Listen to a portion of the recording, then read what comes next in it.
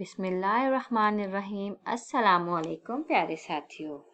بچوں، آج میں آپ کو ایک مرغی کی آپ بیتی سناؤں گی۔ چلیے آئیے تو ایک مرغی کی آپ بیتی سنتے ہیں۔ پیارے دوستو، میرا نام ہینی ہے۔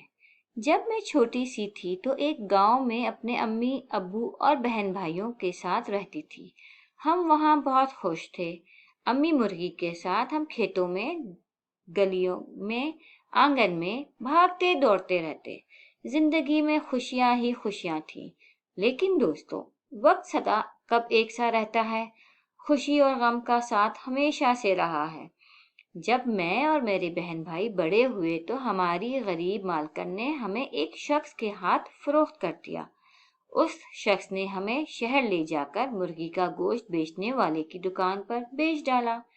یہاں ہمیں گندے سے دڑبے میں، جہاں پہلے ہی بہت ساری مرغیاں قید تھیں، بند کر دیا گیا۔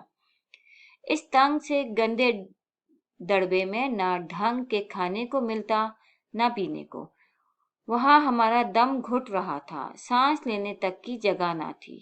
وہاں جو طاقتور تھے کمزور کو مار رہے تھے۔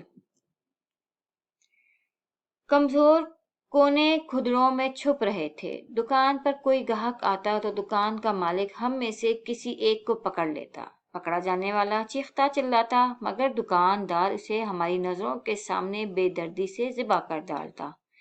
ہم بے بسی سے یہ سب دیکھتے رہتے، اس کا تڑپنا دیکھتے، مگر کچھ نہ کر سکتے۔ آہستہ آہستہ میرے سارے ساتھی ذبح ہو گئے۔ آخر میں اکیلی رہ گئی۔ میں ڈر رہی تھی کیونکہ اب میری باری تھی۔ مجھے اپنی امی، اپنے بہن بھائی اور سہیلیاں یاد آ رہی تھیں۔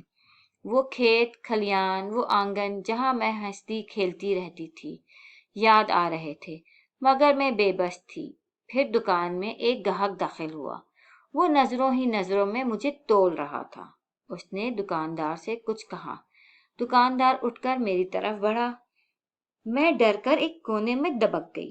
دکاندار نے دڑبے کا دروازہ کھول کر ہاتھ آگے بڑھایا۔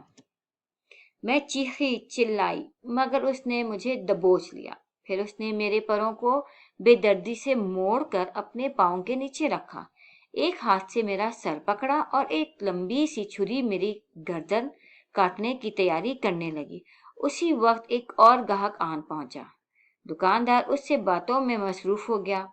اس کی گرفت میرے پروں پر ڈھیلی پڑ گئی۔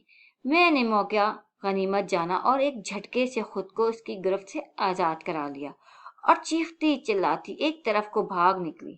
دکاندار میرے پیچھے بھاگا، لیکن میں اڑتی بھاگتی دکاندار کی نظروں سے اوجھل ہو گئی۔ بھاگتے بھاگتے میں ایک پارک میں جا پہنچی اور جھاڑیوں میں خود کو چھپا لیا۔ میں کتنی ہی دیر وہاں چھپی رہی، پھر ایک بلی نے مجھے وہاں چھپے دیکھ لیا۔ وہ مجھے پکڑنے کے لیے لپکی۔ میں اس سے اپنی جان بچانے کے لیے بھاگی۔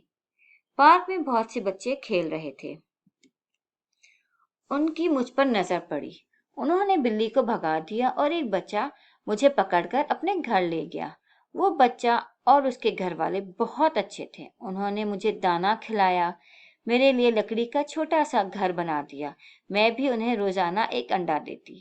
پھر انہوں نے میرے بہت سارے انڈے اکٹھے کر لیے اور میں ان انڈوں پر بیٹھ گئی۔ 21-22 دن بعد انڈوں سے چھوٹے چھوٹے پیارے پیارے چوزے نکل آئے۔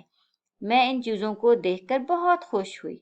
وہ لڑکا اور سب گھر والے بھی میرے ننھے منھے بچوں کو دیکھ کر بہت خوش ہوئے۔ دوستو، اب میرے بچے گھر میں بھاگتے دوڑتے رہتے ہیں۔ میں ان کی پیاری پیاری شرارتوں سے خوش ہوتی ہوں اور ان کا بہت خیال رکھتی ہوں، کیونکہ بلیاں اور چیل کوے میرے ننھے بچوں کے دشمن ہیں۔ اس وقت بھی ایک چیل اڑتی ہوئی اس طرف آ رہی ہے۔ مجھے اس سے اپنے بچوں کی حفاظت کرنی ہے۔ اس لیے دوستوں، خدا حافظ، اپنا بہت خیال رکھیے گا۔